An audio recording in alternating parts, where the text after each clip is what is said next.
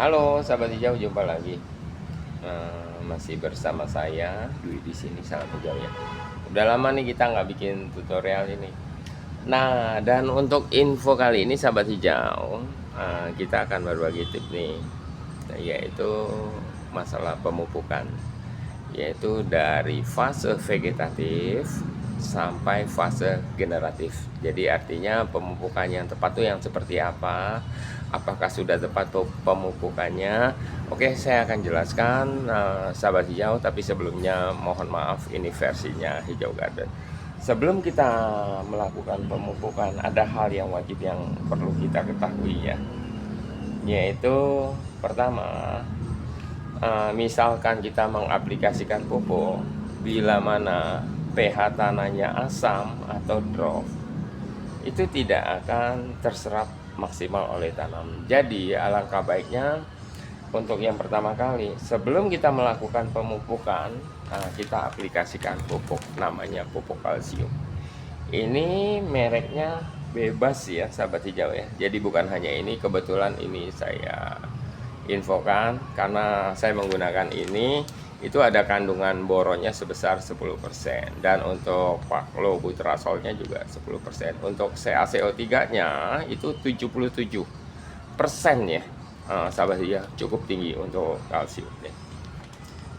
Kemudian satu lagi, apa sih manfaat ini? Gini loh, kalsium adalah unsur hara esensial yang tidak bisa dipindahkan dalam tanaman sehingga harus sedia kontinu sejak awal sampai fase generatif. Artinya ini harus sudah tersedia dari awal agar waktu kita aplikasikan pupuk yang lain itu terserap dengan maksimal. Tapi sekedar info sahabat, jika pupuk kalsium diberikan terlambat atau terlalu terlambat, tanaman tidak bisa menyerap atau memanfaatkan dengan baik. Karena unsur hara ini tidak berpindah dari daun tua ke jaringan baru, maksudnya ke daun-daun tunas-tunas baru. Kemudian manfaatnya dari ini yaitu menjaga keseimbangan pH tanah karena ini bersifat basah. Kemudian dapat meningkatkan kualitas buah yang terhindar dari busuk buah yang biasa kita kenal namanya blossom end the root.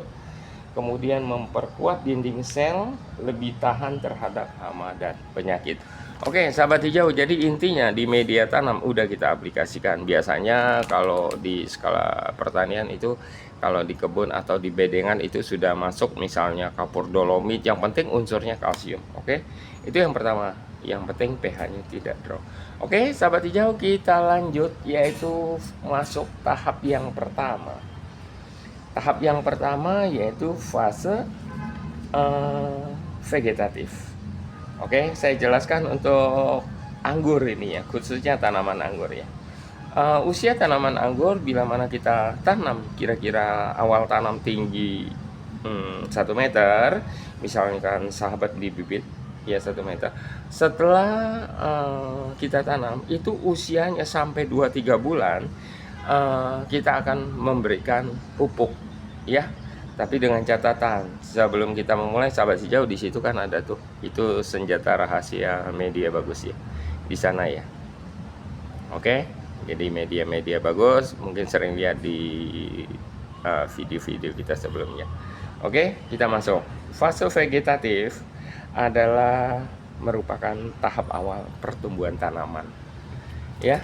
Oke, lalu pada tahap ini tanaman membutuhkan unsur nitrogen dalam jumlah yang lebih dibandingkan unsur lainnya. Ya, nitrogen berperan penting dalam pembentukan klorofil yang membentuk proses fotosintesis agar tanaman dapat tumbuh dengan optimal. Jadi pupuk yang kita rekomendasikan versi kita ya, yaitu ini sahabat hijau ya. Ini adalah pupuk sprinter dengan kandungan nitrogen 20%, fosfor 10%, kemudian kalium 10%. Jadi 20 10 10. Kemudian selain ini, sahabat hijau, sorry ini bungkusnya begini, sebenarnya ini kemasan pabriknya yang 50 kiloan, jadi dipecah kembali. Kemudian satu lagi, sahabat bisa gunakan profit hijau dengan kandungan 27, 18 atau 9. Kalau di sini tidak ada, itu nanti kita sematkan ya, profit hijau ya. Oke, dan itu boleh pupuk yang lain yang artinya indikasinya N tinggi, tapi bukan pupuk tunggal, pupuk majemuk ya, sahabat hijau ya. Nah, ini untuk vegetasi. Untuk dosisnya ikutin aturan yang tertera pada kemasannya. Jadi ukuran berapa. Pada umumnya yang kita gunakan yaitu untuk takarannya ini 1 sendok. Itu kita gunakan 5 liter air. Nah, itu.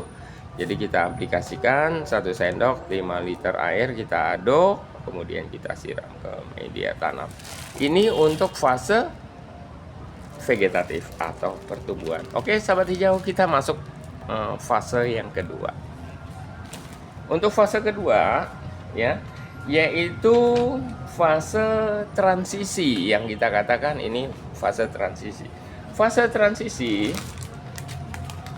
pupuk yang kita gunakan yaitu ini, sahabat hijau, NPK 16-16, atau sahabat bisa gunakan NPK 15-15 juga boleh. Nah, untuk fase transisi itu biasanya pupuk seimbang.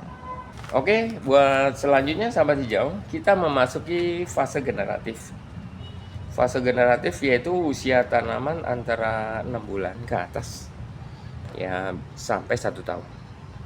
Setelah kita masuki fase transisi tadi, ya, tanaman masuk ke fase generatif atau fase produksi, di mana fokus utamanya, unsur utamanya yaitu pembentukan bunga dan buah. Dan pada tahap ini, nitrogen itu mulai menurun, yang ini berkurang. Ya, sementara untuk fosfor dan kalium itu lebih tinggi. Tapi sahabat perlu pahami, kan saya contoh info pupuknya ini ya, bisa produk lain, yang penting fosfatnya lebih tinggi, itu aja. Itu banyak produk lain, jadi mau yang lain juga bisa. Ini saya kasih contoh untuk MKP saja. Ini fosfatnya 52%, sedangkan kaliumnya 34%. Sudah cukup untuk memicu pembungaan, ini saja. Tapi pada umumnya, kenapa yang kita infokan unsur fosfat harus lebih tinggi daripada unsur kalium. Dan sahabat pernah lihat di tutorial kita sebelumnya, setiap kita melakukan pengaplikasian pupuk, selalu kalau air 10 liter, ininya 2 sendok, KNO3 putihnya itu 1. Jadi artinya ini lebih tinggi. Kenapa? Kita lihat dong manfaatnya. Ini adalah proses perkembangan akar, memicu akar baru yang kuat, memperkuat proses pembungaan serta pembuahan. Unsur P, sedangkan unsur K yaitu hanya dapat mencegah kerontokan buah, berperan pembentukan gula pati yang sangat penting untuk meningkatkan rasa, warna, dan ukuran buah. Untuk K-nya, jadi kalau untuk memicu, misalnya kita proses 1 bulan pertama, itu gunakanlah MKP 2 atau KNO3 putih 1 sendok dibarengi boron. Nanti saya infokan ya. Jadi sahabat hijau, atau sahabat bisa gunakan ini saja, tapi harus disertai boron. Jadi begini sahabat hijau, jadi yang perlu kita ketahui, kenapa wajib kita mengaplikasikan boron. Sahabat, saya jelaskan. Di sini saya tidak menggunakan karate boroni ya. Kebetulan boron itu sebenarnya apa ya? Kebutuhan untuk tanaman itu, pupuk mikro ini itu sedikit. Hanya 10% cukup. Di sini tertera 10% sahabat hijau. Jadi ada kalsiumnya, ada boronnya. Atau sahabat biasanya kalau beli pupuk kalsium, ada magnesiumnya, itu umumnya. Jadi kita pahami, meskipun dibutuhkan dalam jumlah yang kecil, boron tersebut berperan besar dalam proses fisiologis tanaman. Untuk hara mikro yang sangat penting bagi tanaman, terutama di fase generatif. Manfaatnya dapat merangsang pembentukan bunga dan buah. Proses pembentukan serbuk sari atau penyerbukan atau polinasi ya sahabat hijau ya. Jadi kalau kekurangan unsur boron nanti kita jelaskan juga, dapat mengurangi keguguran bunga dan buah muda. Kemudian memperkuat dinding sel tanaman, berperan dalam distribusi gula dari daun ke tanaman yang lainnya. Penting buat hasil buah yang ingin berkualitas. Kemudian dapat membantu perkembangan akar sehat, terutama tanah yang miskin unsur haranya. Jadi kesimpulannya gini untuk boron tadi sahabat hijau ya, boron yang saya menggunakan ini sangat penting untuk pembentukan bunga dan buah dan pertumbuhan akar. Dan kita tadi infokan kalau kekurangan boron itu bisa menyebabkan keguguran bunga, buah pecah, dan pertumbuhannya terhambat. Oleh karena itu boron ini wajib kita aplikasikan pada fase generatif untuk meningkatkan hasil buah yang lebih baik atau yang lebih berkualitas. Jadi itu ya sahabat hijau ya, untuk pupuknya ya, itu khusus pemicu pembuahan, misalkan kita aplikasikan dalam 1 bulan pertama. Tapi setelah terbentuknya bunga atau buah ya, baru unsur fosfat ini berkurang. Jadi yang perannya lari ke sini sahabat hijau. Jadi P-nya harus tinggi, PCA-nya harus tinggi ya. Nah, boronnya juga harus tinggi. Nah, ini penting. Cuman info buat sahabat hijau. Nah, ada yang info yang sedang rancu, yang agak rancu bukan sedang rancu.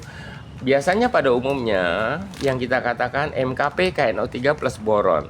Yang mereka katanya pada umumnya itu karate boroni. Dan info dari kita ya, pupuk karate boroni itu terdapat kalsium yang cukup tinggi. Sedangkan unsur kalsium itu sebaiknya tidak dicampur langsung dengan P dan K dalam satu larutan atau di mix yang diaplikasikan secara bersamaan, karena bisa menyebabkan masalah. Reaksi fosfat ya, pada kalsium dapat bereaksi membentuk kalsium fosfat ya. Jadi tidak mudah untuk larut dalam air. Efeknya unsur P tersebut ya agak nipis, tidak terserap jadi gumpalan. Pengaruhnya pada kalium, unsur kalium juga kalau dicampur dengan unsur lain itu bersaing dalam penyerapan akar tanaman. Jika kadar kalsiumnya tinggi, penyerapan kalium bisa berkurang sahabat hijau, dan akan terjadi penggumpalan atau endapan karena bersifat antagonis. Artinya begini sahabat hijau, boleh kita aplikasikan pupuk apapun boleh, kita sudah paham pupuknya. Yang penting untuk kalsium itu diseling. Jadi ini, kalaupun ini misalnya ini kata karate boroni itu unsur haranya lebih tinggi kalsium sahabat hijau. Kecuali boron saja, is okay, langsung aja nggak apa-apa, itu bagus sekali. Jadi bukannya kita menginfokan yang salah sahabat hijau, tapi sebelumnya mohon maaf ini versi kita. Itulah sahabat hijau ya. Karena apa? Saya jelaskan sekali lagi, CaCO3 yaitu kalsium karbonat, kalau dibandingkan dengan MKP ataupun KNO3 putih, itu sifat kalsium itu bersifat basa sahabat hijau. Sedangkan MKP KNO3 itu bersifat asam. Makanya jika dicampur dapat mengendapkan fosfat sebagai kalsium fosfat yang tidak larut, sehingga dapat mengurangi efektivitas MKP sebagai sumber fosfor. Begitu juga dengan kalium ya sahabat hijau. Jadi kesimpulan akhirnya, unsur kalsium tidak boleh dimix dengan unsur apapun, walaupun ada unsur hara lainnya mengikat, agar tidak terjadi endapan. Kalau kita mix bagaimana? Ya nggak apa-apa, tapi kita rugi, hasilnya tidak maksimal sahabat hijau. Oke, itu aja info dari kita sahabat hijau. Silakan kritik dan sarannya di kolom komentar. Kalau suka silakan like, tidak suka dislike. Kita ketemu lagi ya di tutorial selanjutnya. Salam hijau dari saya.